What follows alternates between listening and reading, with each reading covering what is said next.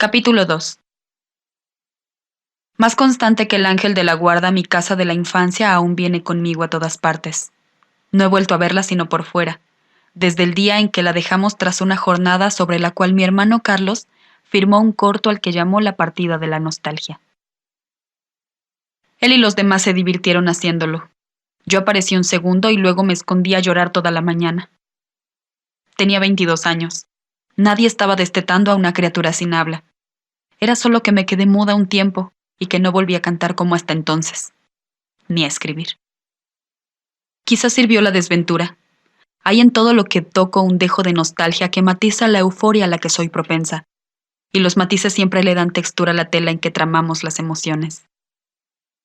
Pero no estaba yo en mí, sino en mi casa. Y no en mi casa, sino en la que cada quien guarda como un artilugio en su memoria. Hablo de la mía, sabiendo que cada cual evocará la suya. En realidad mi casa era una calle, y mi calle los domingos llegaba hasta una cabaña frente a un lago. Nuestra casa era rentada, pero mi mamá la vestía y la pintaba como si hubiera pagado hasta el último de los ladrillos. Nunca se habló de llamar a la dueña si algo se descomponía, ni si una pared necesitaba resanarse. Todo arreglo venía de la pasión con que mi madre cuidaba los muros que nos cuidaban. No imagino mejor arrendataria. Por eso nunca pensamos que la casa podía no ser nuestra. Vivimos ahí 20 años. Tenía 4 recámaras en permanente ebullición, 2 hijas en un cuarto, 3 hijos en 2 y un costurero que al tiempo era estudio, o al revés. En la semana mi mamá ponía ahí la tejedora y la ropa recién surcida. El domingo mi papá abría la caja de su máquina para escribir. Sacaba el pequeño artefacto que imagino cargó desde Italia y lo ponía sobre el escritorio como quien mira en su cofre un anillo de compromiso. Sentado en la misma silla que usaba la costurera los miércoles, yo ahora mismo y mi mamá muchas tardes, él escribía una columna sobre automóviles que firmaba como don Temístocles Salvatierra, un supuesto telegrafista viejo cuya amistad con alguien llamado el mísero vendecoches lo llevaba a contar el modo en que lo veía vivir y lidiar con la venta de autos pequeños, de la que sacaba para la renta, la comida y el buen pasar de su familia. Don Temístocles era un viejo sabio y compasivo. El vendecoches llevaba la vida con humor y melancolía. El recuento de sus conversaciones lo escribía mi padre como si redactara un telegrama. Tenía muchos lectores, le pagaban 100 pesos. Ningún quehacer disfrutó más que ese. Era muy conversador, pero nada parrandero, nada desvelado, gran fumador. ¿Cómo no iba a morirse a los 58? Digo, como decimos tantas veces. Eso sí, le gustaba su casa. Le tenía terror al cambio. Suponemos que la guerra, en la que todo era distinto cada día, en la que un techo podía desaparecer de golpe, una iglesia volverse polvo, una pared con cuadros volar en pedazos, lo dejó receloso, como si cualquier movimiento de las cosas pudiera traer el ruido que harían al desplomarse. En cambio, a su mujer, que hubiera querido viajar, descubrir, ver mundos diferentes, le divertía ir cambiando los cuadros y los muebles como quien palía con ese juego sus ganas de volar. Ahora mismo la recuerdo detenida en la sala, mirando el orden de unas repisas con la concentración de quien observa por un telescopio. «Ya las vas a cambiar», decía mi padre, y en efecto, las repisas subían la escalera y terminaban en un cuarto de arriba. En su lugar bajaba un librero, o un sillón y 2 cuadros. Había una pared en el vestíbulo sobre la que reinaba el óleo de un pastor con sus ovejas, bajo el cual estaba el mueble del tocadiscos. Un día eso ya no le gustó a mi madre y cuando cambió el tapiz de una silla se llevó el cuadro al comedor, pero no movió el espejo. ¿Qué habrá sido del espejo? Y de una lámpara de cristal con forma de pera. Hace poco mi hermana encontró los muebles del comedor en casa de una prima. Lo había hecho el célebre ebanista Erasmo y era de marquetería. Pero ella lo vendió para suplirlo con uno de pino tosco cuando así lo decía, nos cambió el gusto. Se deshizo de lo que parecía europeo y se mudó al colonial mexicano. Pero eso fue después. Ahora hablo de la casa en la 15 Sur.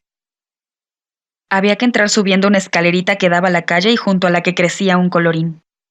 La puerta era de fierro con cristales detrás. De lejos recuerdo unos sillones azules que fueron cambiando con los tiempos.